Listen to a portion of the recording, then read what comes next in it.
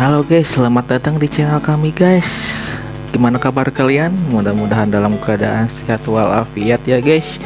Yuk, yang lagi rebahan, yang lagi makan, yang lagi nongki-nongki sama teman-temannya sambil dengerin cerita horor dari kami. Selamat mendengarkan guys. Di sebuah kota kecil yang terletak di pinggir pegunungan, ada sebuah rumah sakit tua bernama Rumah Sakit Harapan Sejati. Rumah sakit itu terkenal karena suasananya yang sepi dan seram, terutama di malam hari.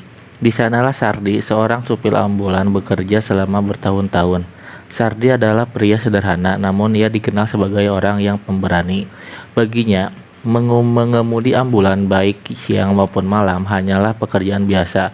Namun semua itu berubah suatu malam ketika ia mendapatkan tugas yang tak akan pernah ia lupakan.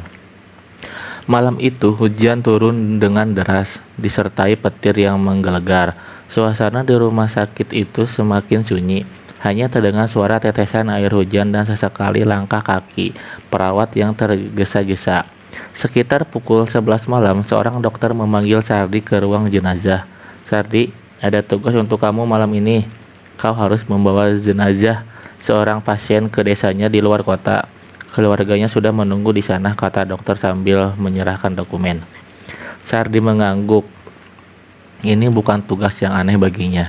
Namun, saat ia melihat jenazah yang harusnya diantarnya, bulu kuduknya berdiri. Jenazah itu ada seorang wanita muda bernama Ratna, yang baru saja meninggal akibat kecelakaan tragis. Wajah Ratna yang masih terlihat cantik meskipun pucat, tetapi ada sesuatu dalam tatapan matanya yang terpejam seolah-olah ia tidak benar-benar tenang.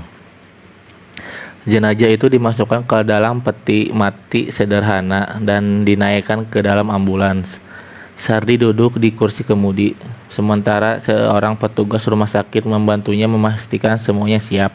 Sebelum berangkat, petugas itu sempat berkata dengan nada bercanda, "Hati-hati Pak Sardi, kadang-kadang mereka yang di belakang tidak suka diabaikan." Sardi hanya tertawa kecil.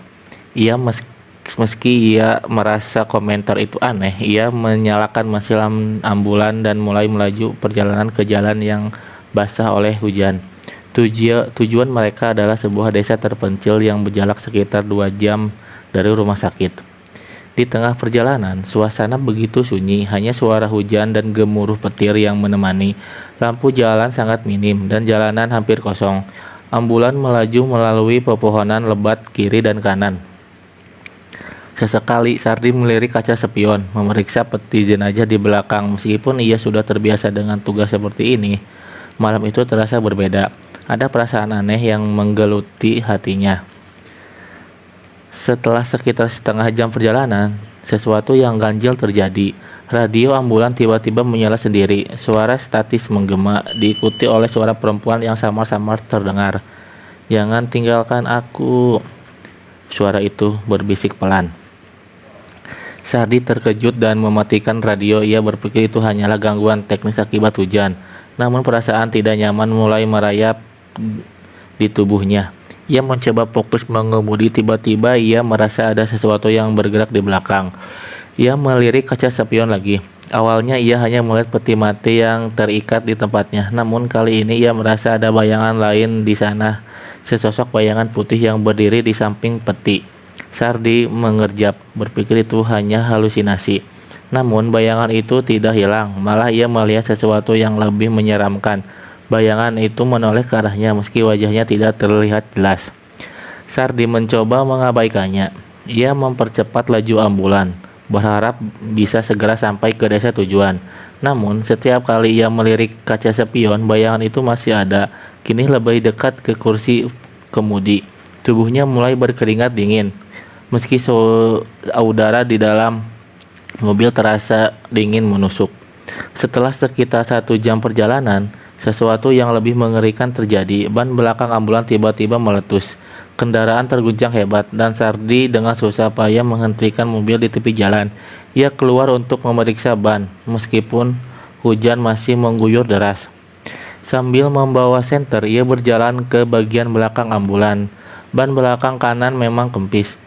Sardi menghela napas. Ia membuka bagasi dan mengambil ban cadangan, tetapi saat ia mendengar suara ketukan dari dalam ambulan, suara itu terdengar seperti seseorang mengetuk-ngetuk dinding kendaraan dari dalam.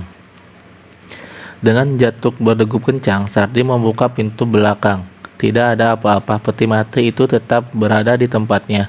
Namun saat ia menutup pintu, ia melihat sesuatu membuat tubuhnya gemetar. Peti mati itu terbuka sedikit, dan dari celahnya ia melihat mata seseorang menatapnya. Sardi tersentak mundur, menjatuhkan senter ke tanah. Ia mencoba menenangkan diri, berpikir bahwa ia hanyalah imajinasinya.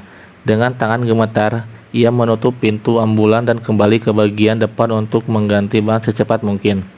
Setelah selesai mengganti ban, ia melanjutkan perjalanan, namun suasana semakin aneh. Suara di radio kembali muncul, kali ini lebih jelas. Suara perempuan itu berkata, "Kenapa kau tidak membiarkanku pulang?" Sardi berteriak, "Siapapun kau, tinggalkan aku." Tiba-tiba lampu ambulan padam, meninggalkan Sardi dalam kegelapan total. Mesin kendaraan tetap menyala, tetapi suasana di dalam mobil menjadi mencekam. Dalam kegelapan, ia merasa sesuatu menyentuh bahunya. Ketika ia menoleh, ia melihat sosok Ratna duduk di kursi penumpang sebelahnya.